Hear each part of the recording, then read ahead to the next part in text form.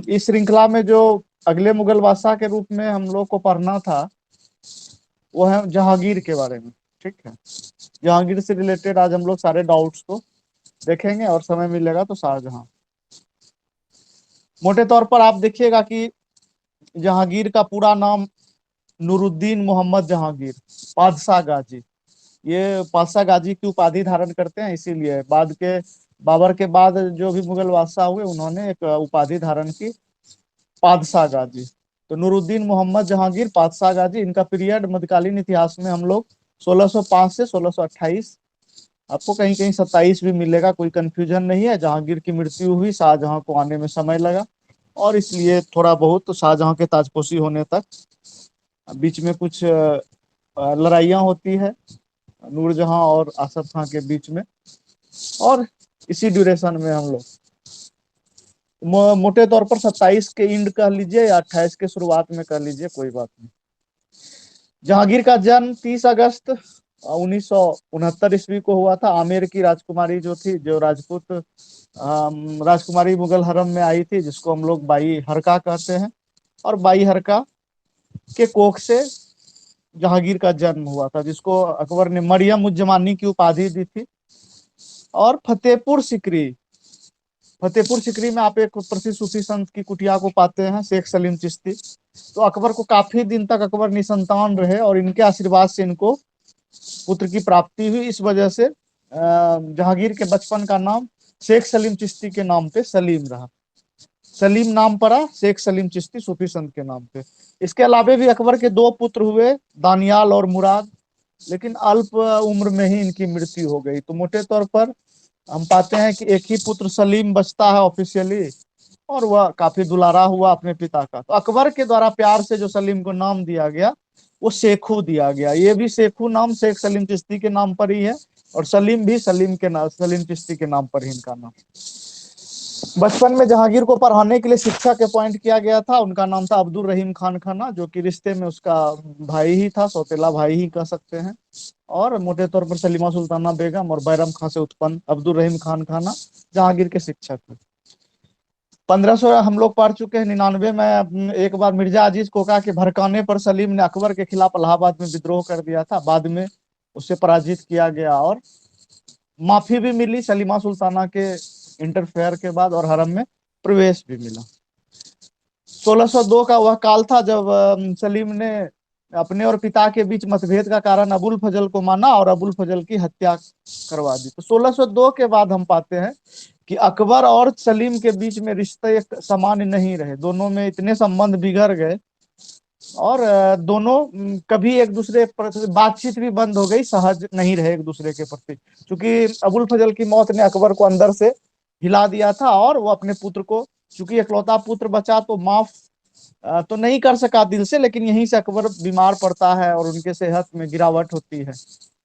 और ये पूरा जिस तरह से ये हत्या करवाई गई बीर सिंह बुंदेला के द्वारा अबुल फजल की, इसका पूरा आपको वृतांत मिलेगा। असद बेग की किताब है वाकिया ए असद बेग। जहांगीर का आप देखिएगा मैरिटल लाइफ क्या है, तो अबुल फजल मोटे तौर पर जो अबुल फजल की हत्या हुई, तो इसमें जहांगीर का यह मानना था कि अबुल फजल जहांगीर को बादशाह बनने देना नहीं चाहता है, और उसने जहांगीर का ऐसा, इसीलिए उन्होंने अपने अपने और अपने पिता के बीच डिफरेंस का कारण अबुल फजल को माना। और जिसने हत्या की थी अबुल फजल को, उसको बाद में जहांगीर ने 3000 का मनसब भी प्रदान किया। जहांगीर की भी शादी दो राजपूत राजकुमारी से हुई है। 15 वर्ष की उम्र में आमेर के राजा भारमल की पौत्री, यानी जो राजपूत अकबर की पत्नी थी उन्हीं की भतीजी थी, और भगवान दास की पुत्री मानबाई या मनीबाई के साथ विवाह हुआ था 16 फरवरी 1585 ईस्वी को, जो कि खुसरो की माँ थी। खुसरो, जहांगीर से हम लोग दो पुत्र मुख्य रूप से पाते हैं, खुर्रम और खुसरो। तो खुसरो वो आमेर की राजकुमारी की पुत्री थी, मानबाई या मनीबाई, जिसे शाह बेगम की उपाधि जहांगीर ने दी थी। और 17 अक्टूबर 1586 ईस्वी को जोधपुर की राजकुमारी जोधाबाई, जिसे कह लीजिए, या जगत गोसाई कह लीजिए, जगत गोसाई के साथ सलीम का विवाह हुआ था। यह मोटा राजा उदय सिंह की पुत्री थी और यह खुर्रम की माँ थी। खुर्रम अर्थात शाहजहां, इसी हिंदू माँ से उत्पन्न संतान था। तो खुसरो और खुर्रम दोनों ही हिंदू माँ से उत्पन्न संतान है। अबुल फजल के अनुसार यह शादी फतेहपुर सिकरी में हुई। इन दो विवाह के अलावे बाद में देखे थे मानबाई या मनीबाई, जहांगीर के अत्यधिक ड्रिंकिंग के कारण, उसके वो नशा सेवन के कारण उब कर उसने आत्महत्या कर ली थी। 1611 ईस्वी में जहांगीर का विवाह नूरजहां के साथ होता है, जो मुगल इतिहास का एक टर्निंग पॉइंट। नूरजहां विवाहिता थी और उसका बचपन का नाम मेहरून निसा था, और विवाह के बाद उसे नूरजहां की उपाधि मिली। और नूरजहां के चरित्र की मुख्य विशेषता थी कि असीमित महत्वाकांक्षा की वो मालकिन। पहले वो जहांगीर के साथ वो विवाह करना नहीं चाहती थी, उसके अफगान पति अली कुली बेग की हत्या जहांगीर ने करवा दी थी। और बाद में मीना बाजार में चूंकि जहांगीर की खूबसूरती से रीझ कर, जहांगीर नूरजहां के खूबसूरती से रीझ कर उसके पति को एक दूर अभियान में भेजा गया, और वहीं पे उसका रास्ते में काम तमाम हो गया। तो काफी दिन तक नूरजहां विडो रही, लेकिन जहांगीर अपनी तरफ से विवाह का प्रस्ताव भिजवाता रहा, लेकिन वह तैयार नहीं हुई। अंत में बहुत दबाव के बाद 1611 में नूरजहां का विवाह जहांगीर के साथ होता है। और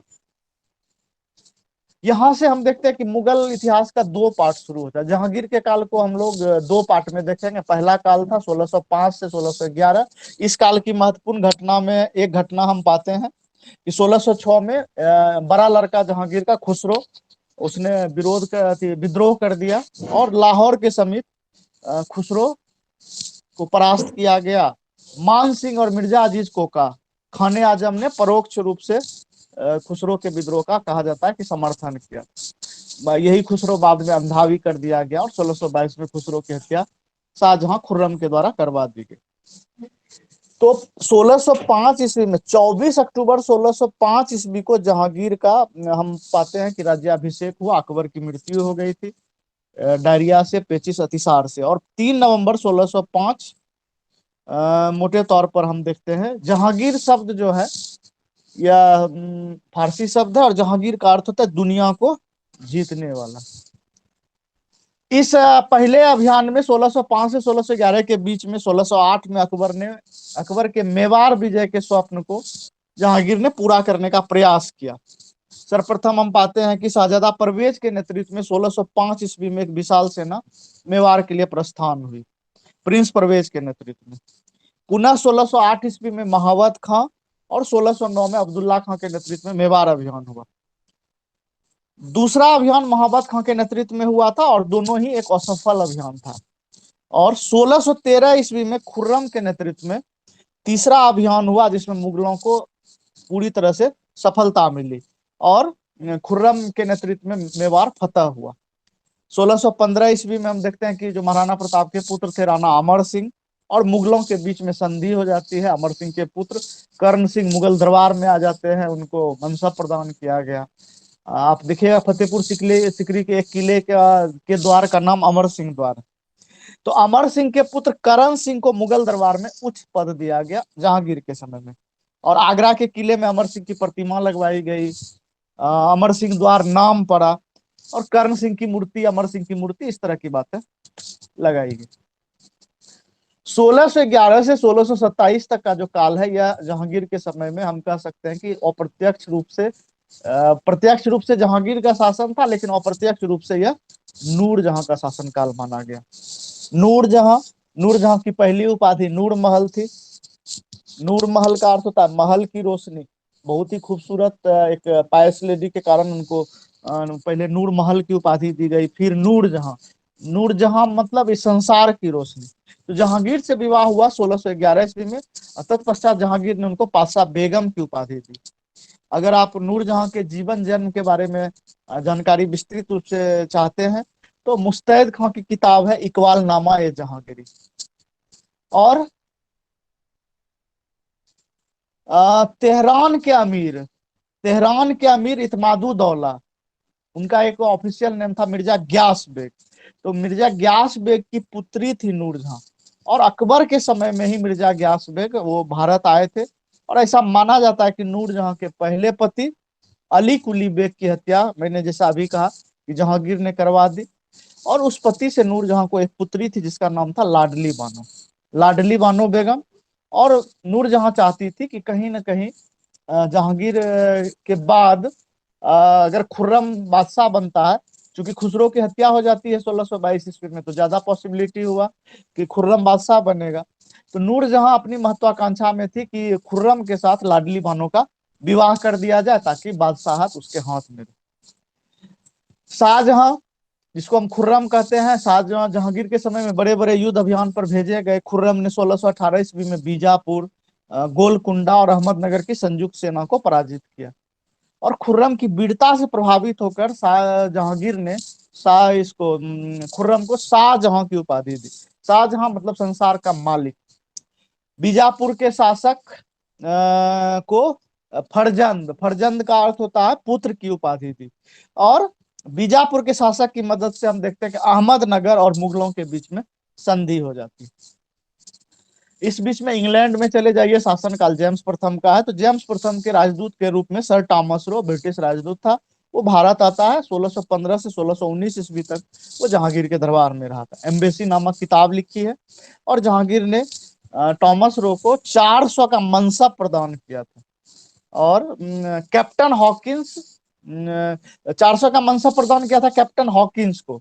टॉमस रो इंग्लैंड के राजा जेम्स प्रथम का राजदूत था और हॉकिंस उसी के साथ आया था। तो हॉकिंस को आप इंग्लिश खां की उपाधि भी वह देता था। तो 1611 से 1627 के बीच में जो जहांगीर के शासन काल में एक गुट सक्रिय था, प्रशासन पर पकड़ बनाए हुए था, जिसके उस गुट का नाम था जुंटा। जुंटा, जिसको हम लोग नूरजहां गुट के नाम से जानते हैं। यह गुट 1611 से 1627 के अंत तक सक्रिय रहा। इस गुट में 4 लोग सम्मिलित थे। पहला नाम अस्मत बेगम का आता है, जो नूरजहां की मां थी और गुलाब से इत्र निकालने की विधि की जन्मदात्री मानी गई अस्मत बेगम। हम भारत में कह सकते हैं कि अगर परफ्यूम का इजाद हुआ तो अस्मत बेगम के द्वारा हुआ था, जिसका नाम इत्रे जहांगीरी रखा गया जहांगीर के नाम पर, और 2 लाख का इनाम जहांगीर ने उनको दिया। दूसरे शख्स जो जुंटा में शामिल थे वह थी नूरजहां के पिता मिर्जा ग्यास बेग। मिर्जा ग्यास बेग को हम लोग इत्मादुद्दौला के नाम से जानते हैं। इत्मादुद्दौला की उपाधि उनको जहांगीर ने ही दी थी। और तीसरा खानसमा हम कह सकते हैं कि सैन्य विभाग के प्रधान पद पर ये बैठा हुआ था, नूरजहां का भाई था आसफ खां। और चौथा इस गुट में शामिल प्रारंभ में खुर्रम था, इस लोभ से कि वह नूरजहां के पूर्व पति से उत्पन्न पुत्री लाडली बानो से विवाह करेगा और भविष्य में बादशाह बनेगा। तो खुर्रम को इस गुट में शामिल किया गया था। लेकिन खुर्रम का आप देखिएगा कि लव अफेयर्स दूसरे जगह पे है। खुर्रम आसफ खां, जो नूरजहां के भाई थे, आसफ खां की पुत्री थी अर्जुमंद बानो बेगम, जिसको हम लोग मुमताज महल के नाम से बाद में जानते हैं। तो आसफ खां की पुत्री और मिर्जा इत्मादुद्दौला या मिर्जा ग्यास बेग की पौत्री, यह 1611 ईस्वी में वो खुर्रम से वो विवाह कर लेता, उन दोनों का अपना था। और जैसे ही यह विवाह नूरजहां के खिलाफ जाकर खुर्रम ने किया, तो खुर्रम नूरजहां के जुंटा गुट से अलग हो गया। और खुर्रम के इनकार के बाद हम देखते हैं कि नूरजहां अपनी पुत्री का विवाह जहांगीर के अन्य दूसरे पुत्र शहरयार के साथ कर देती है। तो इस प्रकार हम देखते हैं कि जुंटा गुट में प्रारंभ में खुर्रम शामिल था और बाद में शहरयार शामिल हो गया। तो अब ये न के प्रकार किसी भी रूप से नूरजहां चाहती थी कि खुर्रम बादशाह नहीं बने और शहरयार मुगल बादशाह बने, और इस दिशा में वह कॉन्स्पिरेसी में लग गई। इसी बीच में खुर्रम का बगावत होता है। अर्जुमंद बानो बेगम मुमताज महल के विवाह को नूरजहां ने इसे बगावत के रूप में लिया और एक फरमान जारी किया। फरमान क्या कि शाहजहां का तबादला, खुर्रम का तबादला कंधार, जो भारत का सबसे दूरस्थ प्रांत था, कंधार कूच करो, एक फरमान जारी किया गया नूरजहां के द्वारा। अर्थात यानी कि हम देखते हैं कि खुर्रम को साम्राज्य के सबसे दूरस्थ प्रांत में भेजा गया और खुर्रम ने वहां जाने से इनकार कर दिया। और इस इनकार को बादशाहत के खिलाफ विद्रोह समझा गया। तो मोटे तौर पर हम देखते हैं कि खुर्रम ने वहां जाने से इनकार कर दिया और विद्रोह 1920 के आसपास उत्तरी पूर्वी पंजाब के पहाड़िया पर स्थित कांगड़ा के दुर्ग पर अधिकार किया गया। 1623 ईस्वी में जहांगीर के विरुद्ध हुए खुर्रम के विद्रोह को दबाया गया एक योग्य सेनापति महाबत खां के द्वारा। महाबत खां की योग्यता और नूरजहां की बुद्धिमत्ता से दबाया गया। खुर्रम इस बीच में गौड़ की तरफ भागता है, गौड़ जिसे हम बंगाल की ओर कहते हैं, वहां जाता है। और नूरजहां के बहन का पति जो कि बंगाल का गवर्नर था, उसका नाम था इब्राहिम जंग।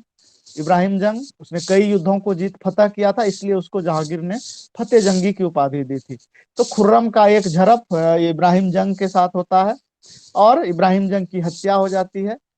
और मोटे तौर पर उसके उसको सर से धड़ को अलग कर दिया जाता है। तो सर कहीं और दफनाया जाता है, धड़ कहीं। तो भागलपुर में भी एक मकबरा इनका इब्राहिम जंग का है और एक मकबरा उनका साहबगंज के आसपास है। तो भागलपुर के खंजरपुर में मकबरा है, जिसे अभी हाल में आर्कियोलॉजिकल सर्वे ऑफ इंडिया ने करीब 1 करोड़ रुपया के लागत से उसका रिनोवेशन करा है। इसी बीच में 1622 ईस्वी में खुर्रम अपने बड़े भाई खुसरो को बुरहानपुर में अंधा करके उसको मरवा दिया, अपने रास्ते से उसने हटा दिया। तो खुसरो और जहांगीर के बीच में एक भेरावल का युद्ध होता है। और भेरावल, चूंकि खुसरो ने बगावत किया था और भेरावल के युद्ध में खुसरो पराजित हुआ और खुर्रम ने एक हत्यारे के द्वारा, भारे के हत्यारे के द्वारा उसकी हत्या करा दी। अब कहा जाता है कि खुसरो की हत्या के पीछे जहांगीर की भी सहमति थी। इस तरह की बातें भी इतिहास में आती। तो 1622 ईस्वी में खुर्रम के विद्रोह के बाद दक्षिण भारत के जो मलिक थे, मलिक अंबर, जो कि जिसे हम दक्षिण भारत का टोडरमल कहते हैं, मलिक अंबर ने लगभग खुर्रम को शरण दी। और मलिक अंबर उसने भू राजस्व व्यवस्था, मोटे तौर पर उसने टोडरमल के भू राजस्व व्यवस्था को अपनाया था, इसलिए उसे दक्षिण भारत का टोडरमल कहा जाता है। तो 1621 के बाद जहांगीर ने दक्षिण भारत की ओर कोई ध्यान नहीं दिया।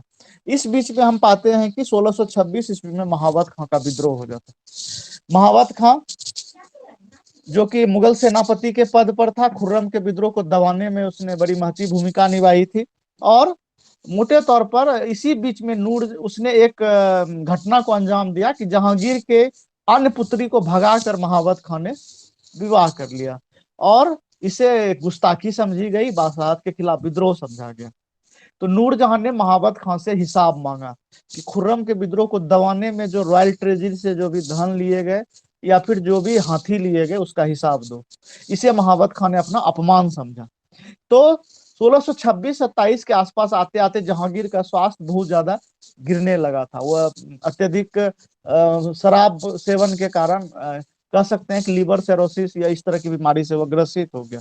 तो स्वास्थ्य यात्रा के लिए उसे ये कश्मीर, श्रीनगर, झेलम, काबुल सब की यात्रा पर वह निकल गया। तो काबुल यात्रा पर जब जहांगीर का काफिला निकला तो इसी दौरान महाबत खान ने विद्रोह करके जहांगीर को बंदी बना लिया और नूरजहां ने बड़ी चतुराई से उसे मुक्त कराया था।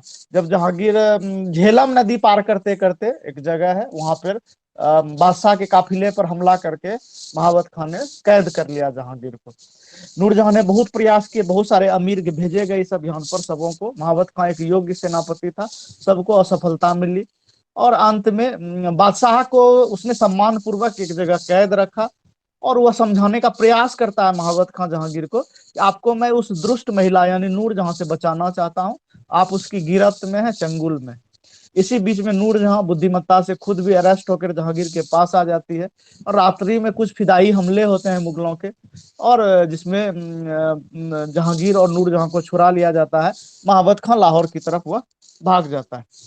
तो दो तीन चीज आपको याद रखनी है कि एक पूछा जाता है कि कंधार अंतिम रूप से मुगलों के समय हाथ से निकल गया। तो जहांगीर के समय में कंधार अंतिम रूप से मुगलों के हाथ से निकल गया।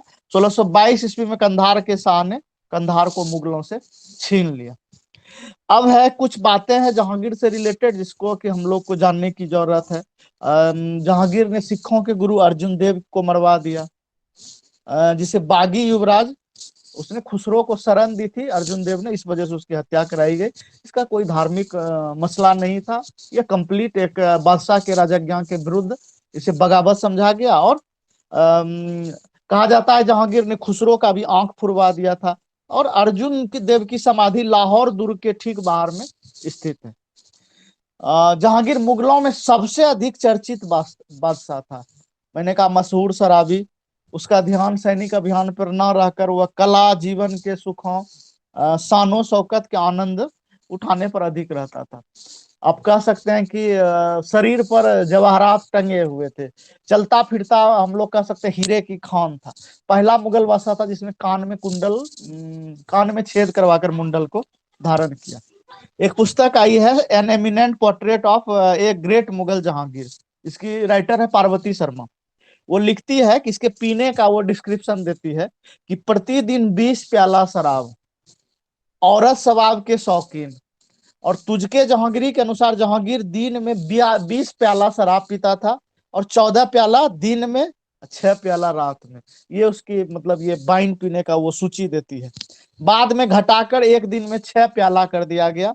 और इसके दोनों भाई जो दानियाल और मुराद भी जो मरे थे, दोनों भाई, वो शराब पीने से ही मरे थे। जहांगीर को भी अभी लत बचपन में लग गई थी। अगर बादशाह में हम लोग देखेंगे तो बाबर मशहूर शराबी था, हुमायूं भी अफीमची था, अकबर कभी कभी शराब पीता था, जहांगीर कभी नहीं, शाहजहां कभी नहीं। जहांगीर उसे बार बार पिलाने का प्रयास करता था। और औरंगजेब ऐसा मुगल बादशाह था जिसने में ऐसी कोई बुराइयां नहीं थी, और वह शराब को हाथ तक नहीं लगाता था। इस तरह के दुर्गुण औरंगजेब में नहीं। तो मैं था 1627 में, जब महावत खान ने जहांगीर को सशरीर कैद कर लिया, तो गद्दी से उठाकर ताज सहित, सिंहासन सहित अपने पास रखा। और घटनाक्रम थी, नूर जहां छुड़ाने आती है, वह कैद हो जाती है। तो महावत खान ने बादशाह के जो भी मान मर्यादा थे, जो भी उनकी इज्जत थी, उनका एक बादशाह था, उसके प्रति सबको बरकरार रखा। महावत खान कभी नहीं यह कह रहा था कि वह बादशाह है। हमने आपको अरेस्ट करके, मैंने अपने आप को महावत खान बादशाह नहीं मान। वह सिर्फ जहांगीर से इतना कन्विंस करने का प्रयास करता है कि जहां पर ना आप बुरी संगत में, आप पर गलत औरत का साया है, मैं आपको इससे बचा रहा हूँ। हालांकि नूरजहां जहांगीर को छुड़ाने में सफल रही। 28 अक्टूबर 1627 ईस्वी को राजौरी और मिंगर के बीच में चंगेज घाटी नाम का वह जगह था, जहां पर 58 साल की उम्र में जहांगीर ने दुनिया को अलविदा कहा। तो चूंकि वह, उसका शरीर काफी भारी हो चुका था और अधिक शराब पीने से उसकी ये पेट फट चुकी थी। तो जहांगीर के शरीर को बैठी हुई मुद्रा में एक बड़े हाथी के हौदे पर पालकी में बिठाकर लाहौर लाया गया, जहां सम्मान पूर्वक रावी नदी के किनारे लाहौर के शाहदरा में दफनाया गया। लेकिन उसके शरीर के एक बड़े भाग को, शरीर फट चुका था, उसकी आंत को निकालकर, वही जगह थी राजौरी और मिंगर, राजौरी के मिंगर क्षेत्र में। तो जहांगीर का दो मकबरा, एक लाहौर के शाहदरा में, एक आपके जम्मू कश्मीर में राजौरी और मिंगर के बीच चंगेज घाटी नामक जगह पर जहांगीर का एक मकबरा, वहां पर उसकी आंत को दफनाया गया, शरीर को लाहौर ले जाया गया। बाद में आप देखिएगा कि जहांगीर का मकबरा शाहदरा लाहौर में नूरजहां के द्वारा निर्मित कराया गया। इसीलिए मैंने कहा कि वो अत्यधिक शराब पीने से मरा था, इसलिए अत्रियों को सर्वप्रथम राजौरी और मिंगर के बीच में चंगेज घाटी में दफनाया गया, पुनः उसके शरीर को लाहौर के शाहदरा में दफनाया गया। एक हम लोग देखते हैं कि एक डार्क एस्पेक्ट जहांगीर के साथ जुड़ा हुआ है, वह है अनारकली का पुरुष। तो जितने भी कंटेम्प्रेरी लिटरेचर है, उन्होंने अनारकली का कोई जिक्र नहीं किया। यहाँ तक कि तुझके जहांगीरी, जो जहांगीर की आत्मकथा, उसमें भी अनारकली का कोई जिक्र नहीं। मुतमैद खां बख्शी का इकबाल नामा ए जहांगीरी, काजिम सिराजी की किताब है, किसी में भी नूरजहां, इसके अनारकली की कोई चर्चा नहीं। सिर्फ मैंने कहा कि लाहौर में 1615 ईस्वी में एक यूरोपीय यात्री था विलियम फिंच, और उसने अनारकली का मकबरा को उसने लाहौर में देखा था। और वो कहा जाता है कि जहांगीर ने यह कब्र अनारकली के लिए बनवाया था। तो उसी डिस्क्रिप्शन में उसने लिखा था कि मैंने लाहौर में अनारकली का मकबरा देखा, जिसपे जहांगीर के कहे शब्द खुदे हुए थे कि काश मैं अपनी प्रेसी का चेहरा एक बार देख पाता तो कयामत के दिन तक अल्लाह को धन्यवाद देता। तो अनारकली या तो फिर बादशाह के जीवन का एक काला पक्ष था, इस वजह से हम लोग किसी भी समकालीन फारसी साहित्य में अनारकली का जिक्र नहीं पाते हैं। या जहांगीर के यह पूर्व जीवन की एक कथा थी जिस पर विश्वास नहीं, लेकिन चूंकि फिंच ने लाहौर भ्रमण के दौरान उसके मकबरा को देखा था, इसलिए उसने उसकी चर्चा करी। जहांगीर पहला मुगल बादशाह था जिसने कि कान में कुंडल छेद करवाकर कुंडल धारण किया, आभूषणों का शौकीन था, और उसके शरीर हीरे जवाहरातों से भरे पड़े थे, चलता फिरता खान था। और कान, पुरुषों में कान छिदवाकर मूल्यवान रत्न पहनने का एक प्रचलन चला। जहांगीर के बाद के मुगल इंपेरर्स में हम ये सब बातें देखते हैं। जहांगीर का काल चित्रकला का स्वर्ण युग था। मोटे तौर पर अगर वो अपने आंख पर पट्टी बांध कर भी चित्र को छू कर बता देता कि इसे किस चित्रकार ने बनाया है। तो जहांगीर कालीन प्रसिद्ध चित्रकार में मंसूर का नाम आता है, जिसे कि जहांगीर ने नादिर उल उस्र की उपाधि दी थी। जहांगीर कालीन गायक में आनंद खां शौकी का नाम आता है।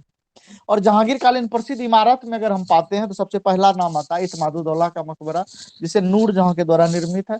1622 से 1628 के बीच में इत्मादुद्दौला का मकबरा बनाया गया था, जो मुगल कालीन प्रथम पूर्ण संगमरमर निर्मित पहला इमारत पूरे मुगल काल में जो पूरे संगमरमर से कंप्लीट संगमरमर के द्वारा बनाया गया था, जिसमें कि हमें पिटरा ड्यूरा दिखाई पड़ता है, पच्चीकारी की गई थी, संगमरमर को उकेर कर उसमें कीमती जवाहरात हीरे मोती टाके गए थे, और जिसको हम लोग वॉल पेंटिंग या फ्रेस्को पेंटिंग के नाम से हम जानते हैं।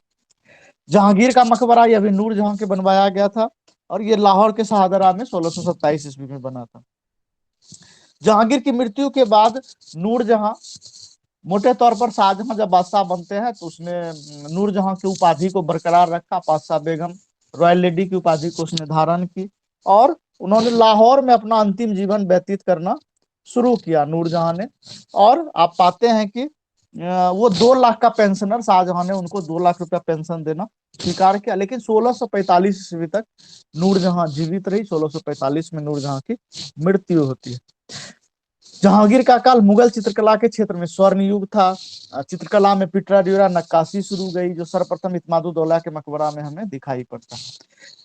मुगल काल में न्याय की जंजीर या जहांगीर की देन थी, जिसमें 60 घंटियां थी और 12 घोषणाएं। इसका जिक्र अबुल फजल ने आईने अकबरी में भी किया है। न्याय की घंटियां, जिसमें 60 घंटियां टंगी होती थी, किसी भी वक्त घंटी बजाकर बादशाह से न्याय मांगा जा सकता था। भारत में सर्वप्रथम तंबाकू की खेती जहांगीर के समय में शुरू हुई। पुर्तगालियों के द्वारा तंबाकू लाया गया था, उपहार स्वरूप दिया गया। अगर जहांगीर कालीन इतिहास के प्रमुख स्रोत क्या थे तो इसमें तुझके जहांगीरी, जो कि तुझ जहांगीर की आत्मकथा थी फारसी भाषा में, और इसी को जहांगीर के द्वारा खुद की लिखित थी। जहांगीर की मृत्यु के बाद इसे मुतमैद खां बख्शी के द्वारा पूर्ण किया गया, और बाद में बेवरेज ने इसको मेमायर्स ऑफ जहांगीर के नाम से अनुवाद किया। मुतमैद खां बख्शी की रचना है इकबालनामा ए जहांगीरी। ख्वाजा कामगार द्वारा है Masir Jahangiri.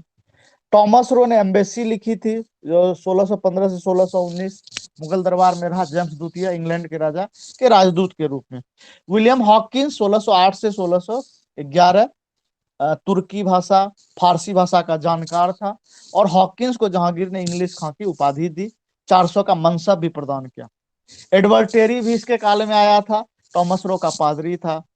Francisco पेल्सर्ट Dutch doctor था, वह भी जहांगीर के शासनकाल में भारत आया था। पिट्रा डेला वेला 1622 ईस्वी में इटालवी यात्री था। जहांगीर, इन सब की रचना से भी हमें जहांगीर के बारे में जानकारी। जहांगीर मोटे तौर पर हद तक अकबर के नक्शे कदम पर चला, और मोटे तौर पर राजपूतों के साथ जहांगीर के भी संबंध बहुत अच्छे रहे। पिता के कदम तुल्य, कदम से कदम ताल मिलाकर वह चलता रहा। इसीलिए आप देखिएगा कि 1612 में रक्षाबंधन बनाता है, कलाई पे राखी बांधता। जहांगीर धार्मिक दृष्टिकोण से असहिष्णु नहीं था। अकबर की तरह ब्राह्मणों को और मंदिरों को दान देता था। वृंदावन के चैतन्य संप्रदाय के मंदिर को उसने डोनेशन दिया, जिसका लेख अभी भी मौजूद है। गौ हत्या निषेध कराता है, गौ मांस वह भी नहीं खाता था। और जहांगीर ने सूरदास को संरक्षण दिया था। सूरदास, उसी के संरक्षण में सूरदास ने सूरसागर की रचना की। तो सूरदास जहांगीर के समकालीन थे। जहांगीर ईसाई धर्म से बहुत प्रभावित था, और अपनी पौत्रों की शिक्षा दीक्षा का भार, यानी कि शाहजहां के पुत्र दारा वगैरह, दारा सब जो भी है, उन सब के शिक्षा का भार फादर अपॉइंट किया गया ट्यूटर के रूप में फादर मॉन्सरेट को। तो अपने पौत्र की शिक्षा का भार उसने मॉन्सरेट को दिया। जहांगीर की 12 घोषणाओं, जिसको कि हम लोग एम्मा कहते हैं, एम्मा का मतलब होता है भूमि का प्रमाणीकरण, स्टैंडर्डाइजेशन, और प्रार्थना प्रशंसा के लिए दी गई भूमि एम्मा थी। इसका जिक्र हमें बाकियात जहांगीरी से मिलता है। तो मुगलों से युद्ध के दौरान मलिक अंबर ने राणा प्रताप से गुरिल्ला युद्ध पद्धति को अपनाया, और उसने बड़ी संख्या में मराठों को सेना में भर्ती किया था। तो दक्षिण भारत में लूट मार वाली लड़ाई को बड़गीगिरी कहा जाता है। बड़गीगिरी एक टर्म्स है। इस टर्म्स को आप लोग इस तरह से समझ लीजिए कि मुगलों से युद्ध के दौरान मलिक अंबर ने राणा प्रताप के गुरिल्ला युद्ध पद्धति को अपनाया, और उसने बड़ी संख्या में मराठों को सेना में भर्ती किया। दक्षिण भारत में लूट मार वाली लड़ाई को बड़गीगिरी कहा जाता है। एक हिंदू को जहांगीर ने जज नियुक्त किया था। जहांगीर ने श्रीकांत नामक एक हिंदू को हिंदुओं का जज अपॉइंट किया था। जहांगीर का सबसे बड़ा गुण उसकी न्यायप्रियता थी, और उसका सबसे बड़ा अवगुण उसका शराबी होना था। और उसके इसी अवगुण से दुखी होकर उसकी जो पत्नी थी मनीबाई, मानबाई, जो कि आमेर की राजकुमारी थी, उसने सुसाइड कर ली, आत्महत्या कर ली। जहांगीर पहला मुगल बादशाह था जिसने मराठों को मुगल अमीर वर्ग में शामिल किया था। और पिता के खिलाफ विद्रोह करने की शुरुआत हम पाते हैं कि मुगल बादशाह में जहांगीर के समय शुरू हुई। क्योंकि अकबर के समय में खुद जहांगीर यानी सलीम का विद्रोह, जहांगीर के समय में खुसरो और खुर्रम का विद्रोह, शाहजहां के समय में औरंगजेब का विद्रोह, और औरंगजेब के समय में अकबर दूसरे। तो ये परंपरा की जो शुरुआत हुई मुगल काल में विद्रोह की, यह जहांगीर के समय में शुरू हुई। हिजरों के व्यापार पर उसने रोक लगाया, हिजरों को प्रशासन में वह पद दिया गया। और जहांगीर के समय अफगान और भारतीय मुसलमान, इनको शेख ज्यादा कहा जाता था, इनको भी बड़े बड़े मनसबदार का पद मिला। और मोटे तौर पर हम कह सकते हैं कि अकबर के विशेषाधिकार का जहांगीर ने उपयोग किया था, जिससे झरोखा दर्शन, तुलादान, ये सब परंपराएं जहांगीर के समय में भी चलती रही। नूरजहां जहांगीर के साथ झरोखा दर्शन देती थी, वो बादशाह के साथ शाही सिंहासन पर विराजमान होती थी। सिक्कों पर बादशाह के साथ साथ आप नूरजहां का भी नाम अंकित होता था। जो शाही आदेश होते थे, इंपीरियल फरमांस, उस पर भी जहांगीर के साथ साथ हम नूरजहां का हस्ताक्षर पाते हैं। और नूरजहां को हम लोग मध्यकाल में फैशन क्वीन कह सकते हैं। वो श्रृंगार प्रसाधन, जेवरों, नए नए जेवरों के आविष्कारक मानी गई। लहंगा, शेरवानी, इंडो वेस्टर्न, ये सब सारी वस्त्रों के आविष्कारक के रूप में नूरजहां मानी गई। तो नूरजहां का अपना एक व्यापारिक कारवा था, जहाज था। दरी, कालीन, पर्दे और जरिंदोजी का कार्य शाही कारखाने में होता था, जिसमें सोने चांदी के तारों से वस्त्रों पर नक्काशी की जाती। तो जहांगीर के समय में कुछ ऐसी घटनाएं भी घटी जिससे उसके इस्लामी धर्मांधता का भी पता चलता है। जैसे राजौरी के हिंदुओं को इसलिए दंडित किया कि वे मुस्लिम लड़कियों से विवाह कर उसे हिंदू बना लेते थे, इसलिए जहांगीर ने उसको दंडित किया। कांगड़ा विजय के बाद मुसलमानों को खुश करने के लिए जहांगीर ने जश्न मनाया, गाय कटवाकर। ये कुछ आक्षेप हैं जहांगीर के ऊपर, जिसके कारण हम उसके इस्लामी धर्मांधता का हमें पता चलता है। अजमेर के बराह मंदिर के मूर्ति को तोड़वाकर तालाब में फेंकवा दिया था। पुर्तगालियों से जब युद्ध हुआ था मुगलों का, तो फलस्वरूप साम्राज्य के जितने भी गिरजे थे उसको बंद करने का शाही आदेश जारी किया।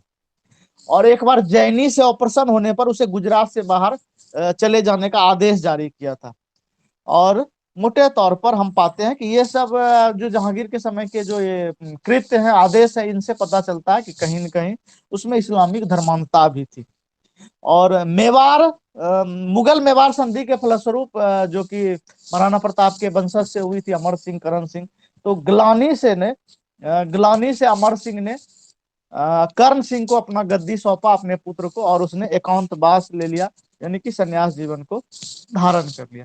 तो मेरे समझ से जहांगीर के समय की ये सारी मुख्य घटनाएं थी, जिसको कि हम लोग एक नजर इसको देख पाए। जहांगीर के बाद जिस मुगल बादशाह को हम लोग पाते हैं, उसके पुत्र के रूप में खुसरो की हत्या हो जाती है, खुर्रम बसता। मैंने बताया कि जब जहांगीर की मृत्यु हो गई तो नूरजहां का पूरा प्रयास था कि शहरयार बादशाह बन जाए। और जहांगीर उस समय लंबी यात्रा पर था। खुर्रम खुर्रम लंबी यात्रा पर था, साम्राज्य की सीमाओं से बाहर था, और उसे आने में कुछ दिन समय लग सकता था। इसी बीच में नूरजहां ने जहांगीर की मृत्यु के बाद शहरयार को बादशाह बनाने का प्रयास किया, लेकिन इसी बीच आसफ खान ने नूरजहां को कैद कर लिया और शहरयार को पराजित करके, अंधा करके उसे मार डाला। और दारा के पुत्र दावर बख्श को कुछ दिनों के लिए सिंबॉलिक मुगल बादशाह के सिंहासन पर बिठा दिया गया, जब तक कि उसका दामाद खुर्रम यानी कि शाहजहां लौट कर नहीं आ गया और शाहजहां की ताजपोशी नहीं हो गई। इसके बाद नूरजहां एकांतवास में चली जाती।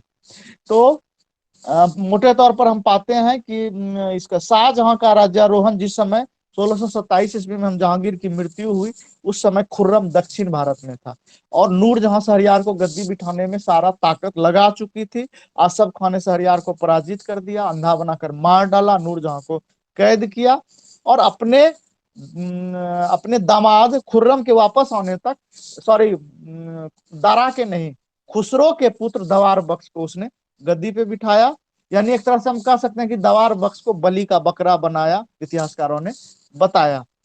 तो 24 फरवरी 1628 ईस्वी को शाहजहां का राज्यारोहण आगरा में हुआ और जहांगीर की मृत्यु हुई थी 28 अक्टूबर 1627 ईस्वी।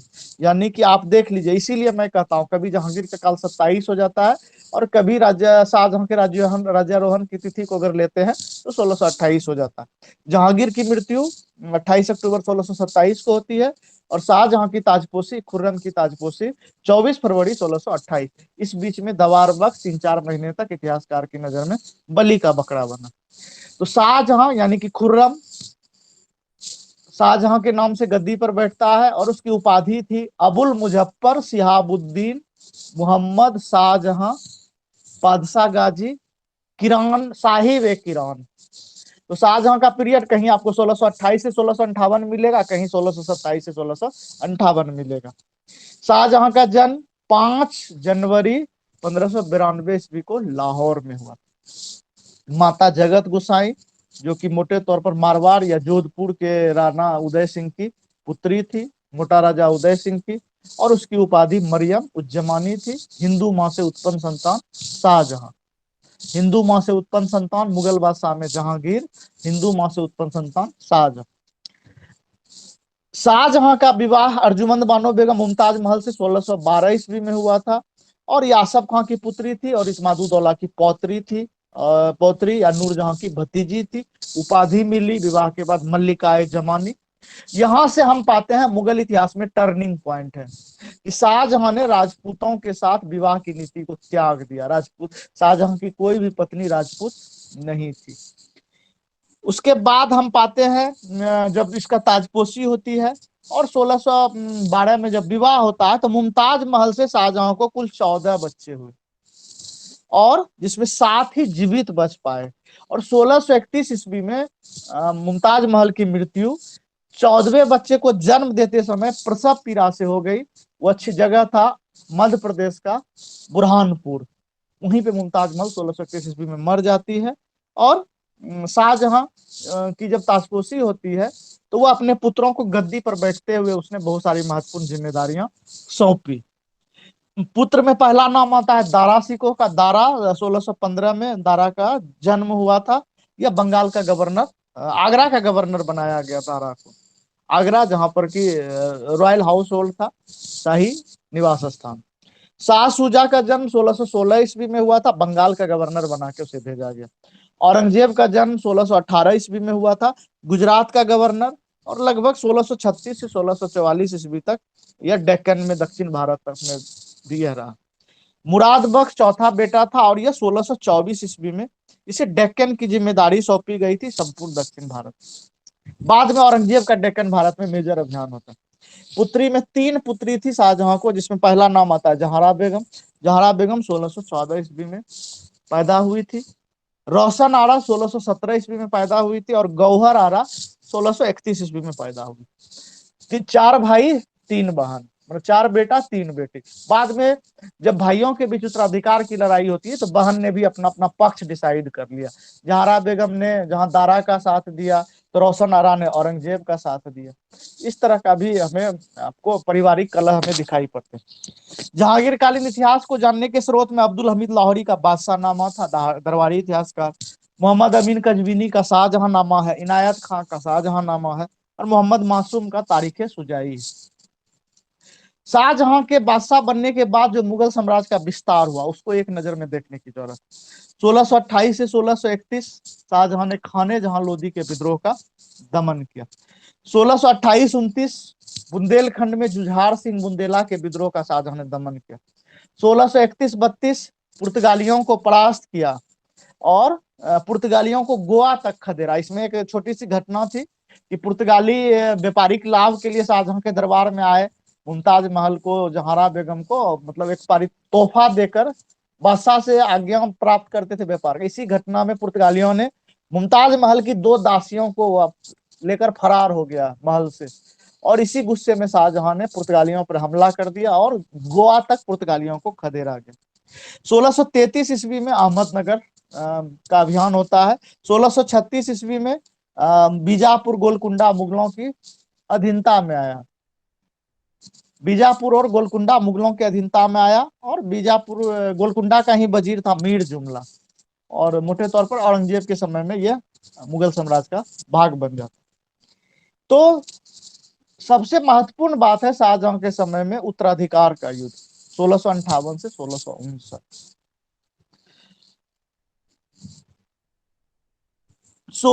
6 दिसंबर 1657 ईस्वी को शाहजहां आगरा में गंभीर रूप से बीमार पड़ा। अपनी मां की मृत्यु के बाद जहारा बेगम अपने पिता की सबसे प्रिय लाडली पुत्री थी, बेटी थी, इसी कारण मुगल राजनीति में वह दखल रखती थी। जो महत्वाकांक्षा नूरजहां को थी, वही महत्वाकांक्षा हम पाते हैं कि बाद में जहारा बेगम में भी देखा गया। तो मुगल राजनीति में वह पकड़ रखती, दखल रखती थी। तो शाहजहां ने जहारा बेगम को हरम की प्रधान महिला, मतलब एक हम कह सकते हैं कि रॉयल लेडी पाशा बेगम की उपाधि दे दी। जहरा बेगम के दबाव में शाहजहां ने दारा को अपना उत्तराधिकारी घोषित किया, और इस पर औरंगजेब का विद्रोह स्वाभाविक था, और फलस्वरूप उत्तराधिकार का युद्ध हुआ। उत्तराधिकार के युद्ध का मुख्य दो हीरो था, पहला दारा, दूसरा औरंगजेब। चूंकि जहरा बेगम के दबाव में आके 1657 ईस्वी में शाहजहां दारा शिकोह को अपना उत्तराधिकार घोषित करता। अब जहां तक दारा शिकोह की बात है, तो दारा शाहजहां का सबसे ज्येष्ठ पुत्र था। धर्म, दर्शन और अध्ययन में गहरी रुचि थी। दारा में नैतिक व मानवीय मूल्य था। उसको उपाधि शाह बुलंद इकबाल की उपाधि दी गई थी। दीन इलाही को मानने वाला था। और लैंडपुल ने दारा को उसकी दयालुता के कारण लघु अकबर की उपाधि दी थी। दारा को लघु अकबर यानी कि छोटा अकबर कहा जाता था। और दारा ने 52 उपनिषद का अनुवाद सिर अकबरी के नाम से किया था। सिर ए अकबरी के नाम से किया था। तो दारा सूफी सिलसिला में वह कादरी संप्रदाय को मानता था, किंतु दारा में सैनिक योग्यता का अभाव था। एक योग्य सेनापति दारा नहीं था, वह एक योग्य सेनापति नहीं था। और यही वजह था, औरंगजेब सभी पुत्रों में सबसे अधिक योग्य था। 39 वर्षीय औरंगजेब, और इस्लाम का संरक्षक था, इस्लाम का सम्मान करता था। मध्य एशिया, कंधार और दक्कन, दक्षिण भारत के युद्ध में उसने अपने आप को एक योग्य सेनापति के रूप में स्थापित किया। अगर शाहजहां के समय में संपूर्ण दक्षिण भारत मुगल साम्राज्य का पार्ट बना, तो यह औरंगजेब की देन थी। दक्षिण भारत में वह लंबे समय तक 1636 से 1644 तक वह प्रोविंशियल गवर्नर के रूप में रहा, और उसने अहमदनगर, बीजापुर, गोलकुंडा सबको विजित किया, और वहां से काफी मात्रा में धन का प्रवाह, हीरे जवाहरात का प्रवाह दक्षिण भारत से आगरा की तरफ हुआ। तो मोटे तौर पर हम पाते हैं कि दारा के नॉमिनेट होने के बाद औरंगजेब का विद्रोह स्वाभाविक था। अकबर के समय से ही हम देख रहे हैं कि मुगल परिवार में विद्रोह की परंपरा शुरू हो गई। शाहजहां के समय में वो अति विकराल रूप उसने धारण कर लिया। अकबर के समय में सलीम का विद्रोह 1599 में, जहांगीर के समय में खुसरो का विद्रोह 1606 से 1622 ईस्वी में, खुर्रम का विद्रोह 1623 ईस्वी में, शाहजहां के समय में औरंगजेब का विद्रोह 1658 ईस्वी में। ये सब प्रमुख विद्रोह थे जो कि शाही राजकुमारों के द्वारा किए गए। उत्तराधिकार की लड़ाई को जब हम देखेंगे, तो मोटे तौर पर यह 58-59 में शुरू हुआ। बहनों ने भी अपने अपने प्रिय भाइयों का पक्ष लिया। जहारा बेगम ने दारा का पक्ष लिया, रोशन आरा ने औरंगजेब का साथ दिया। पहली उत्तराधिकार की लड़ाई होती है 24 फरवरी 1658 को। वह था बहादुरपुर का युद्ध। बहादुरपुर का युद्ध 41 वर्षीय शाह सुजा ने बंगाल में अपने आप को स्वतंत्र घोषित कर दिया, और औरंगजेब ने सुजा को बंगाल से खदेड़ा, और भागते हुए सुजा कुछ दिन के लिए हमारे भागलपुर में आके छुपा था। और यहीं पर सुजा की बेटी मरी थी टीबी रोग से, असाध्य रोग से। इसलिए भागलपुर के बड़े बाजार का नाम आप देखिएगा कि सुजागंज बाजार है। सुजा की बेटी का मकबरा और उसके शिक्षक का मकबरा सुजागंज बाजार के मध्य में अवस्थित। तो मुगल सेनापति आमेर नरेश, मिर्जा राजा जय सिंह और दारा का पुत्र सुलेमान सिको ने शाह सुजा को बनारस के समीप बहादुरपुर में परास्त किया। सुजा भाग गया इलाहाबाद की तरफ। 25 अप्रैल 1658 को धर्मत का युद्ध होता है। औरंगजेब अपने 33 वर्षीय छोटे भाई मुराद बख्श के साथ मिलकर आगरा की ओर वह प्रस्थान करता है। तो एक जगह है दतिया, दतिया आपका मध्य प्रदेश में है, दतिया रियासत। तो दतिया के शासक शुभकरण बुंदेला की मदद से दारा की सेना को धर्मत यानी कि उज्जैन के पास युद्ध में परास्त किया औरंगजेब ने, जिसका नेतृत्व मुगल सेनापति राजा जसवंत सिंह कर रहे थे। तो धर्मत के युद्ध में विजय होने के बाद औरंगजेब आगरा की कूच कर, और बाद में जब औरंगजेब बादशाह बनता तो यही कारण था कि दारा जसवंत सिंह और मिर्जा राजा जय सिंह के प्रति, चूंकि ये दारा का फेवर इन्होंने किया था, तो औरंगजेब इन दोनों के प्रति औरंगजेब की नीति बदल जाती है और इनसे औरंगजेब नाखुश हो जाता है। यानी कि आमेर के साथ औरंगजेब के समय बहुत अच्छे राजपूत या मुगलों के संबंध नहीं रहे। सामूगढ़ की लड़ाई 28 मई 1558 ईस्वी को होता है, और आगरा से 8 मील पूरब में स्थित सामूगढ़ के युद्ध में औरंगजेब ने दारा को परास्त किया। दारा लाहौर की तरफ भाग गया, और अंतिम निर्णायक लड़ाई 3 जनवरी 1659 को खजुआ नामक जगह पे होती है। ये जगह है इलाहाबाद के निकट खजुआ नामक। औरंगजेब ने शाह शुजा को अंतिम रूप से परास्त किया, और औरंगजेब के इशारे पर मेद जाति के लोगों ने शुजा की हत्या कर दी। फाइनली औरंगजेब ने आगरा पर चढ़ाई कर दिया, अधिकार कर लिया, अपने पिता को कैद कर लिया। शाहजहां ने आगरे किले का द्वार नूरजहां ने गिरवा दिया, और 15 दिन तक औरंगजेब की सेना आगरा के किले को घेरे रही। और इस बीच में हम पाते हैं कि शाहजहां ने मोटे तौर पर हम देखते हैं कि औरंगजेब ने आगरा के किले का पानी जो जमुना नदी से सप्लाई होता था उसको भी, उस हौज को कटवा दिया। पानी से जब प्रजा बिलख के मरने लगी तब शाहजहां ने आगरा के किले का द्वार खुलवाया और उसने अपने पिता को कैद कर लिया। तो औरंगजेब की जो पहली ताजपोशी होती है, प्रथम राज्याभिषेक, वो आगरा में हुआ था 31 जुलाई 1658 ईस्वी को। और दिल्ली के लाल किले में दोबारा उसने अपनी ताजपोशी कराई थी 15 मई 1669 ईस्वी 59 ईस्वी को। तो 58 में एक बार औरंगजेब की ताजपोशी हुई, 59 में दोबारा। जो लाल किला शाहजहां ने अपने लिए बनवाया था, उस लाल किले में औरंगजेब ने अपनी ताजपोशी कराई। अपनी ताजपोशी के बाद औरंगजेब ने दारा को पकड़ लिया। दारा पे राजद्रोह का मुकदमा चलाया गया और उसको लैंप पोस्ट पे लटका के उसको फांसी दे दी गई सरकलम पे। तो उसको दारा पर जो अभियोग लगा उसको रईस अल मुलाहिद, रईस अल मुलाहिद का अर्थ होता है अपधर्मी शहजादा। अपधर्मी शहजादा एक पुस्तक आई है बर्नियर की, travels in Mughal empire. Travels in Mughal empire में बर्नियर दारा के मौत का हुआ चश्मदीद गवाह। 1658 में शाहजहां को लाल किला में कैद कर लिया गया बंदी की अवस्था में, शाह बुर्ज जो आगरा में है, और वहीं पे 1666 ईस्वी में शाहजहां की मृत्यु हो गई। और उसे क्षय रोग, जिसको हम टीबी की बीमारी कहते हैं। तो इन 8 वर्ष में शाहजहां को सूर्य की रोशनी नसीब नहीं हुई। तो मुगल काल वाले अभागे बादशाह की ये कहानी थी कि जब वह मरा तो उसे औरंगजेब ने, कहा जाता है, काफी यातनाएं दी, उसका भोजन बंद कर दिया गया। जहारा कई दिनों तक वह कैद में भूखा रहा। जहारा बेगम को सिर्फ मिलने की अनुमति थी, तो अपने शरीर पे शहद लपेट कर जाती थी शाहजहां से मिलने के लिए, और उसे चाट चाट कर शाहजहां तक बहुत दिन तक जीवित रहा है। तो एल्फिस्टन जैसे इतिहासकार का मानना था कि पिता और पुत्री के बीच में अवैध संबंध था, अनैतिक संबंध था। तो स्वर्ण युग वाले बादशाह शाहजहां के मरने पर उसे शाही जुलूस नहीं मिला, कोई प्रोत्साहन नहीं मिला। जब औरंगजेब के कान में ये खबर पहुंची कि बादशाह सलामत की मृत्यु हो गई है, तो यही शब्द फूटे औरंगजेब के मुंह से, ले जाओ बुढ़े को उसी महल के पीछे दफना दो। और कोई साधारण आदमी के मरने पर भी हजारों सैकड़ों की संख्या में जुलूस, प्रोसेशन शमशान घाट तक जाता है। औरंगजेब ने शाहजहां को वो शाही प्रोसेशन नसीब नहीं होने दिया। महल के 4 हिजरों ने, 2 ने हाथ पकड़ा, 2 ने पैर पकड़ा, और ले जाके महल के पीछे उसको दफना दिया गया। किसी को कानो कान खबर नहीं हुई। जब ये बात जहांगारा बेगम को मालूम हुई तो रातों रात उसने अपने पिता के कब्र को उखाड़ा और उसे ले जाके ताजमहल के बीचों बीच अपनी माँ के कब्र के बगल में उसने सम्मान पूर्वक दफना दिया। बीपी सक्सेना की किताब पढ़िएगा, उसका नाम है history of Shahjahan of Delhi. वो स्पष्ट लिखता है कि Shahjahan was anticipator of orthodox policy of Aurangzeb. Aurangzeb में जो ये धार्मिक कट्टरता वाली बात आई, ये कहीं न कहीं इसका जिम्मेदार शाहजहां स्वयं था। जब वो अपने भाई खुसरो को मारकर गद्दी को हासिल किया, तो औरंगजेब ने भी अपने भाई को मारकर गद्दी हासिल किया, इसमें कौन सी बड़ी बात।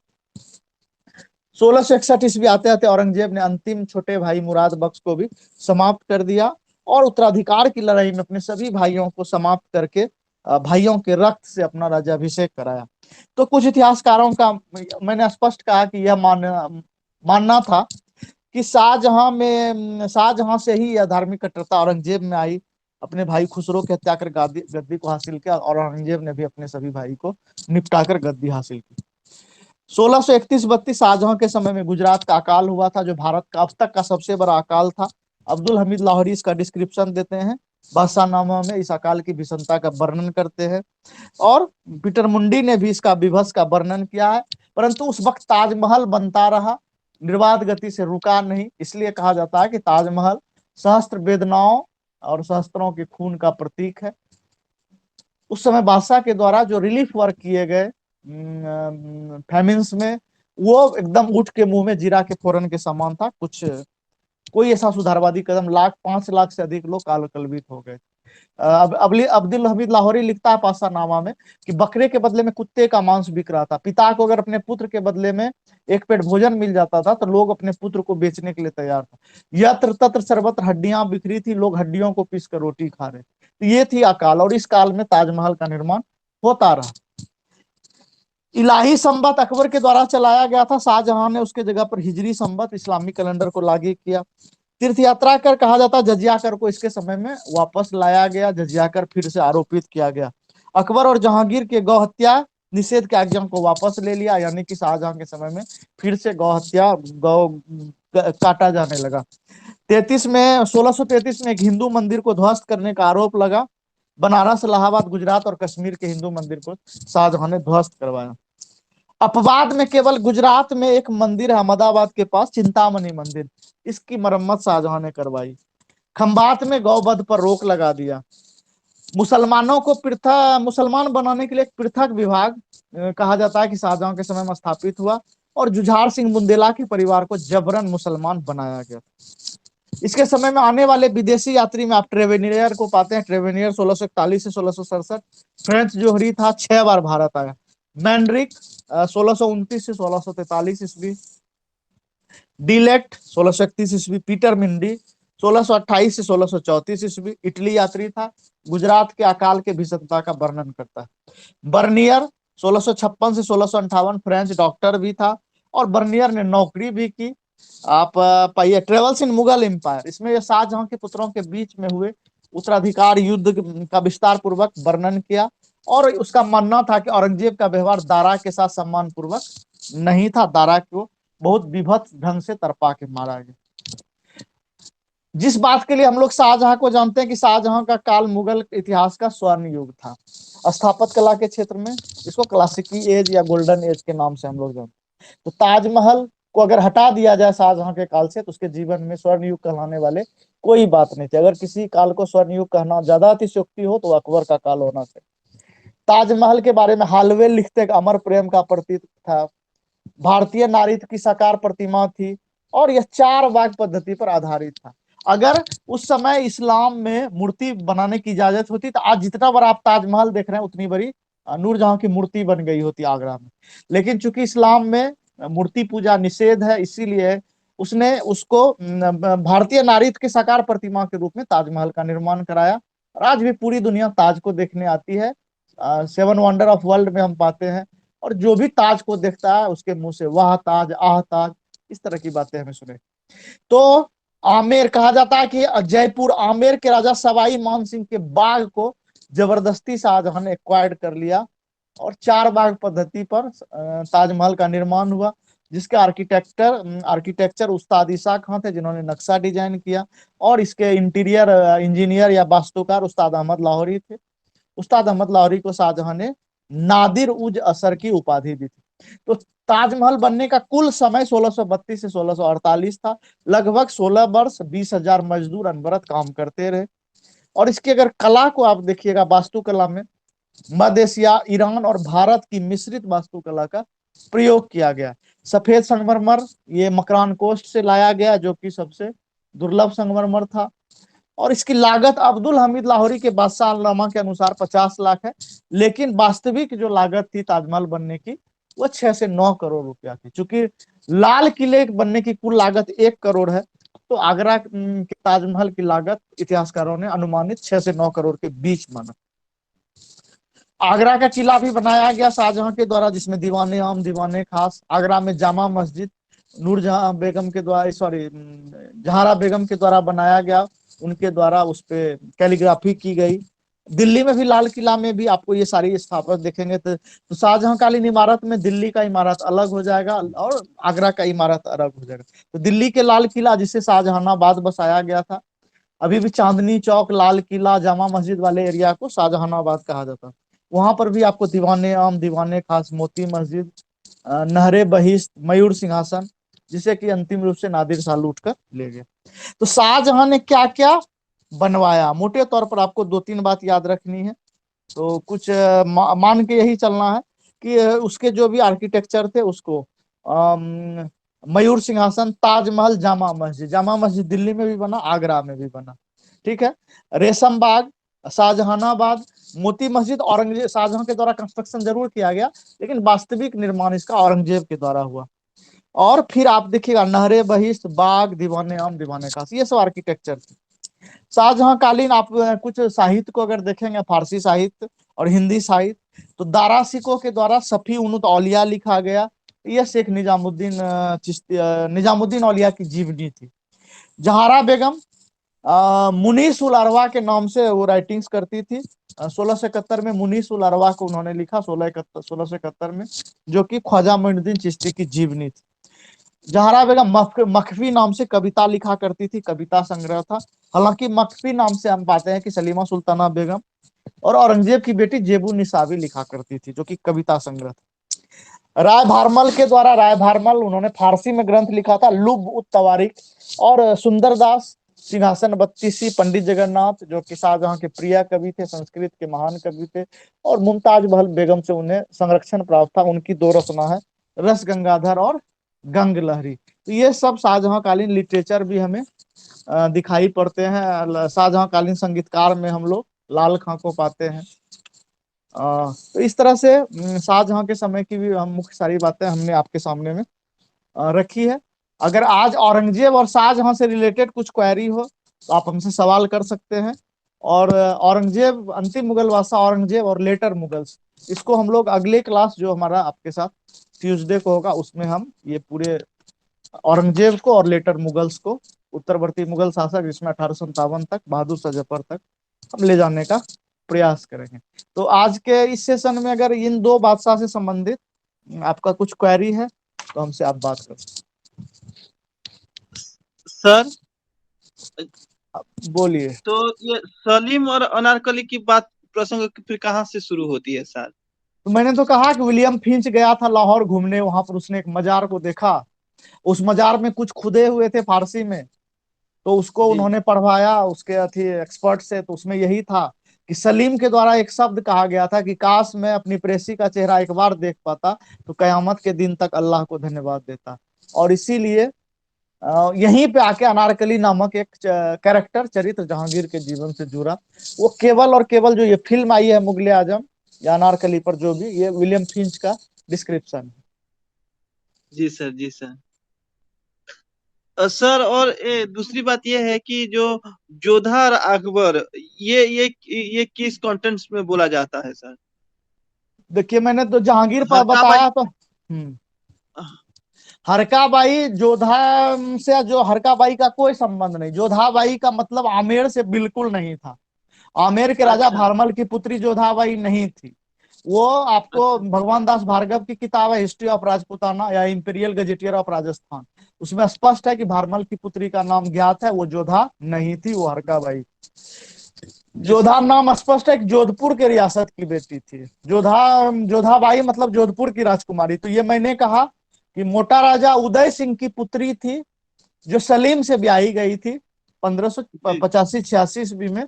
वो आई थी अकबर की पुत्रवधू के रूप में, जो लेकिन वहां पर एक प्रश्न, क्वेश्चन चिन्ह ये भी है कि मोटा राजा की बहन का विवाह अकबर के साथ हुआ था और पुत्री का विवाह सलीम के साथ हुआ था, यानी कि बुआ और भतीजी दोनों एक साथ मुगल हरम में आई।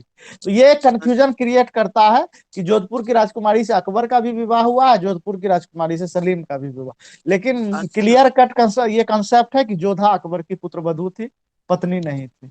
और जोधा को चूंकि आमेर से जोड़ के दिखाया जाता है तो आमेर से जोधा का कोई संबंध दूर दूर तक नहीं था।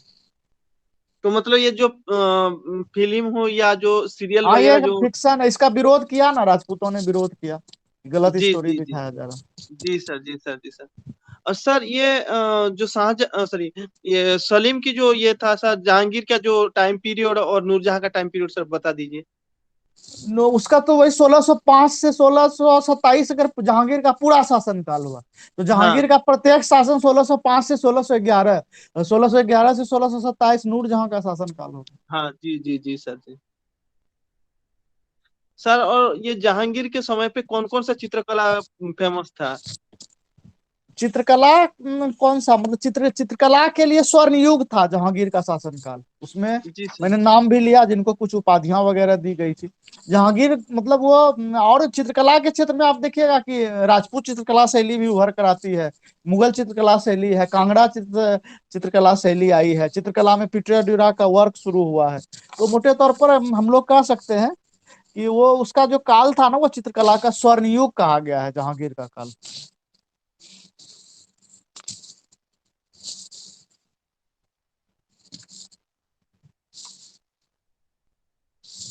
और कोई क्वेरी है आप लोगों का? हेलो सर, ये इत्र का प्रयोग किसने किया था? ये जहांगीर की एक नूरजहां की माँ थी, असमत बेगम। तो असमत बेगम वो इत्र से, गुलाब से इत्र निकालने की विधि की जन्मदात्री मानी गई मुगल काल में। ठीक है। तो मोटे तौर पर हम कह सकते हैं कि असमत बेगम परफ्यूम के आविष्कारक थी हिंदुस्तान में, और उसका नाम उन्होंने इत्रे जहांगीरी रखा। जहांगीर ने उनको 2 लाख का इनाम दिया था।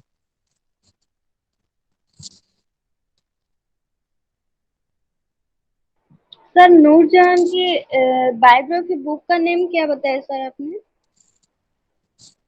नूरजहां का तो मैंने ऐसा कुछ नाम नहीं बताया किताब का। बताए जहां सर शुरू में। जहांगीर से रिलेटेड मैंने बहुत सारी किताब की चर्चा करी। ठीक है।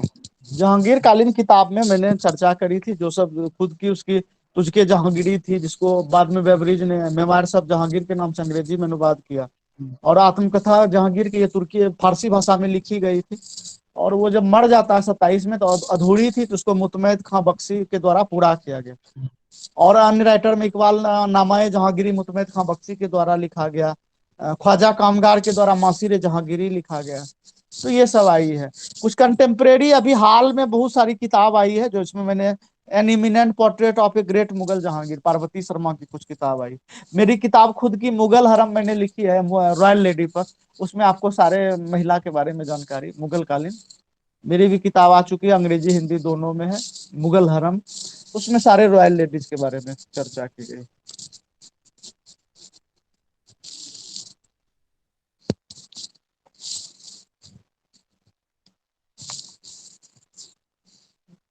सर जहांगीर सर और शाहजहां का जो अर्थव्यवस्था था, तो उसका सबसे बढ़िया किसका अर्थव्यवस्था ठीक था? अर्थव्यवस्था को हम लोग कैसे कंपेयर करेंगे? अर्थव्यवस्था मोटे तौर पर जहांगीर को प्रत्यक्ष शासन, अकबर की जो व्यवस्था थी वही व्यवस्था मोटे तौर पर लागू रही। और 1/3 भाग भू राजस्व के रूप में। वो जब मैं मुगल इकोनॉमी आपको पढ़ाऊंगा ना, उसमें मैं अभी मैं जाऊंगा एडमिनिस्ट्रेशन पे, तो उसकी अर्थव्यवस्था पे भी मैं चर्चा कर दूंगा अलग से। ठीक है। चूंकि हम पॉलिटिकल हिस्ट्री देख रहे हैं, और कंपेयर टू हम क्या कह सकते हैं कि दोनों का शासन बहुत लंबा नहीं रहा और संघर्ष में ही बीता। उत्तराधिकार नूरजहां का भी जुंटा गुट ये कॉन्स्पिरेसी में ही शामिल रहा। औरंगजेब शाहजहां के समय में भी आप देखिएगा कि तरह तरह के डिस्टरबेंस हुए। तो अर्थव्यवस्था क्या कहिए, किसान तो पीड़ित ही थे, अकाल था, फेमिन्स था, कुछ रिलीफ वर्क नहीं था। मोटे तौर पर अगर हम प्रशासनिक अधिकारी सबको देखेंगे, भू व्यवस्था वही थी, 1/3 भाग थी। और जो अधिकारियों में हिंदुओं का अपॉइंटमेंट अकबर के समय में था, तो औरंगजेब के समय में भी दिखाई पड़ रहा है। जहांगीर के समय में भी कंटिन्यूटी थे, राजपूत ऊंचे ऊंचे पदों पर थे। अर्थव्यवस्था का बहुत अधिक कंपेयर हम ये मोटे तौर पर आप कह सकते हैं कि शाहजहां के समय में मुगल जो रॉयल ट्रेजरी का एक बड़ा पोर्शन कंस्ट्रक्शन पे खर्च हुआ, वो आम जनता के वेलफेयर पे काम उसका नहीं हुआ। मोटे तौर पर आप जितने देखते हैं मुगल वैभवता का जो भी प्रतीक था, वो सारा निर्माण शाहजहां। और इसमें बड़ी भूमिका रही औरंगजेब की, कि दक्षिण भारत से धन का प्रवाह आगरा की ओर हुआ, जमकर उसने अहमदनगर, बीजापुर, गोलकुंडा को लूटा। और इतना धन मुगलों के पास हुआ कि जिसकी वैभवता में आप देख लीजिए, आगरा का किला, इलाहाबाद का किला, फतेहपुर सीकरी, ये सब सारा चीज आपको दिखाई पड़ता है। ताजमहल, अधिक धन हुआ तब ना ताजमहल बना 9 करोड़ के लागत से। आज उस 9 करोड़ को हम लोग कंपेयर नहीं कर सकते हैं कि उसका कितना लागत होगा आज के जमाने में। तो ये सब सारी बातें थी। इकोनॉमी पे हम लोग करेंगे कि जब हम आपको टैक्सेशन पढ़ाएंगे, किस तरह की भूमि व्यवस्था थी, किस तरह की लगान वसूली थी, उस पर हम अलग से एक चर्चा कर देंगे। इकोनॉमी पर अलग क्लास होगी। तो उसमें ये शाहजहां और उसकी जो बेटी की संबंध का आपको किस रूप से देखते हैं? देखिए, ब्रिटिश इतिहासकार एल्फिस्टन हो, चाहे बीए स्मिथ हो, या जो भी आए, पर्सिवल स्पेयर्स हो, इन लोगों ने भारत के इतिहास के छवि को धूमिल करने का प्रयास किया। इस तरह की कोई बातें नहीं थी कि पिता पुत्री में अवैध, लेकिन उसको उस एंगल से उन्होंने जोड़ा। जब शाहजहां से नफरत हो गई औरंगजेब को, तो कुछ दिन के लिए उसका खाना बंद कर दिया गया। तो खाना बंद किया तो वही किसी को मिलने नहीं दिया जाता था काली अंधेरी कोठरी में। तो वही मुमताज महल चुपचाप, ये सारी जहारा बेगम अपने शहद लपेट लेती थी हाथ में, शरीर में, और उसको चाट चाट कर बहुत दिन तक। तो ये अगर एक देखिए, इसको अगर इस एंगल से देखिए कि पिता के द्वारा अपनी जवान पुत्री का अगर शरीर जिह्वा से स्पर्श किया जाए, इसको तो हम लोग, अगर प्रथम दृष्टया तो ये गलत, लेकिन जहारा बेगम ने इस तरह के कृत्य इसलिए किए कि वो पिता से बेइंतहा प्यार करती थी और पिता को मरने देना नहीं चाहती थी। इसको अलग ढंग से आप ये रोमन सिविलाइजेशन में चले जाइए, बहुत सारे राजा ऐसे हुए जो कि बहुत सारे कैद में, बड़े बड़े लोग दंडित होकर कारावास में हैं। उनका जब भोजन बंद कर दिया गया तो उनकी जवान पुत्री जाकर उन्हें अपना दूध पिलाती है, अपने पिता को। तो यहाँ पर भी उनकी ये उनका जो दृष्टिकोण है वो गलत नहीं है। वो इस आशय से पिला रही है कि भूख से ये मर ना जाए। लेकिन इसको हम आप नॉर्मल किस अंदाज में लेंगे, तो इसमें एल्फिस्टन का सोच का दोष था कि उसने इस तरह के बात को लिखा है। सर, जोधा और अकबर के बारे में कुछ बताएंगे? बताया तो मैंने कि वो जोधा और अकबर का संबंध, आप देखिए, दो चीज है। मैंने कहा कि वो पत्नी नहीं थी, डॉटर इन लॉ थी, पुत्र वधू थी। इतिहासकार की आंखें वहां चुंधिया गई जब आप फतेहपुर सीकरी आज भी जाएंगे तो फतेहपुर सीकरी में सबसे बड़ा महल है सलीम का महल, और वहीं पर सबसे बड़ा महल है जोधाबाई का महल। सॉरी, प्लेसेस में जो है फतेहपुर सीकरी का, वहां सबसे बड़ा जोधाबाई का महल। तो लोग सोचते हैं कि कोई बादशाह अपनी पत्नी के लिए ही ना बनवा सकता है सब, लेकिन जस्ट जोधा के बगल में आप देखिएगा तो सलीम का महल। तो इस एंगल से वो लोग नहीं सोच पाए कि सलीम की पत्नी भी जोधा हो सकती। मैंने क्लियर कट कहा कि जोधा का संबंध अकबर से पुत्रवधू के रूप में था, और वह लेकिन ये अभी भी इतिहासकार या टीवी सीरियल्स वो जोधा अकबर के प्रेम कहानी को परोसते हैं। इसमें कोई भी, अबुल फजल ने इस तरह का कोई चर्चा नहीं किया। अबुल फजल तो बजाते डिस्क्रिप्शन देते हैं। मैंने अकबर में पढ़ाया था आपको कि 5 राजपूत राजकुमारी आई थी, जिसमें मैंने अकबरनामा का रेफरेंस भी दिया था विथ पेज, कि किस तरह से बीकानेर की राजकुमारी आई, आमेर की राजकुमारी आती है, तो रणथंभौर की राजकुमारी अकबर के हरम में आती है। तो वो सारा डिस्क्रिप्शन है, इसमें कहीं कोई दो शक नहीं। इसीलिए जोधा निश्चित रूप से अकबर की पत्नी नहीं थी, वो उसकी पत्नी, राजपूत पत्नी, जिससे आमेर से हम जोधा को जोड़ नहीं सकते हैं। जोधा नाम से स्पष्ट है कि जोधपुर रियासत की राजकुमारी थी, जिसका विवाह सलीम के साथ। सर, ये मुगल और ये हिंदू का ये भी पूछना था सर, उनका संपर्क क्या था? तो अगले क्लास में बता दीजिए सर। क्या मुगल और राजपूतों की जो संबंध? तो अकबर के समय तो मैंने राजपूत नीति पर डिस्क्रिप्शन बहुत लंबी चर्चा की है कि 5 प्रकार के राजपूतों के साथ राजपूत संबंध के 5 प्रकार थे, जिसमें पहला मैत्री का संबंध था। बहुत सारे राज ने अकबर के दोस्ती को स्वीकार कर, अधीनता स्वीकार कर लिया। फिर कुछ राज्यों के साथ अकबर का वैवाहिक निगोशिएशन हुआ, वैवाहिक संबंध स्थापित हुए। फिर आप देखिएगा कि जो लोग ऊंचे ऊंचे पदों पर राजपूतों को, एक्चुअली अकबर को सबसे अधिक किसी ने डिसअपॉइंट किया तो वो था मुसलमानों ने। खुद उसका सौतेला भाई हो, खुद उसका बहनोई हो, सारे उसके खिलाफ कॉन्स्पिरेसी में लगे रहते थे। तो कहीं ना कहीं ये बातें थी कि हम पाते हैं कि राजपूतों पर अकबर का विश्वास बढ़ा। दूसरा है कि राजपूतों के साथ अकबर का इस तरह का संबंध जुड़ गया कि वो उस पर विश्वास करने लगा अपने से अधिक। उनसे खून खानदान, बेटी रोटी का संबंध जुड़ा। वो उसकी राजपूत की बहन ब्याहता होके आई, पुत्री ब्याह होके हरम में आई, तो एक रक्त संबंध जुड़ता है। तो बड़े बड़े मेजर अभियान पर आप देखिए कि भेजे गए राजपूत जिस पर अकबर ने भरोसा किया। यह भरोसा औरंगजेब तक चला है। ऐसा नहीं था कि औरंगजेब के समय में सबसे अधिक हिंदू मनसबदार हमें मुगल काल में 32% औरंगजेब के काल में ही दिखाई पड़ते हैं और अकबर से भी ज्यादा। तो अकबर की यह परंपरा चली। हालांकि जो ही औरंगजेब ने जजिया लगाया तो सारे राजपूत उसके खिलाफ, राजपूतों का विद्रोह हो गया। 1681-82 में आप देखिए कि राजपूताना औरंगजेब से फिर वही लड़ाई शुरू कर देता है राज सिंह के नेतृत्व में। वो लोग फिर औरंगजेब के खिलाफ राजपूतों ने तलवार खींच ली। लेकिन अकबर के समय में जो राजपूत मुगलों का संबंध स्थापित हुआ वो जहांगीर, शाहजहां ने थोड़ी बहुत अपनी नीति में परिवर्तन लाई, लेकिन कमोबेश राजपूतों के साथ एक अच्छा संबंध रहा। और जितने राज साम्राज्य के ऊंचे ऊंचे पद थे सभी राजपूतों को दिए गए। बड़े बड़े विश्वास वाले मेजर अभियान पर राजपूत भेजे गए। तो इस तरह आप तो कह सकते हैं कि मुगलों का ननिहाल राजपूताना था, सलीम का ननिहाल राजपूताना, अकबर का ससुराल राजपूताना। वो जमाता थे, वो पूजे जाते थे।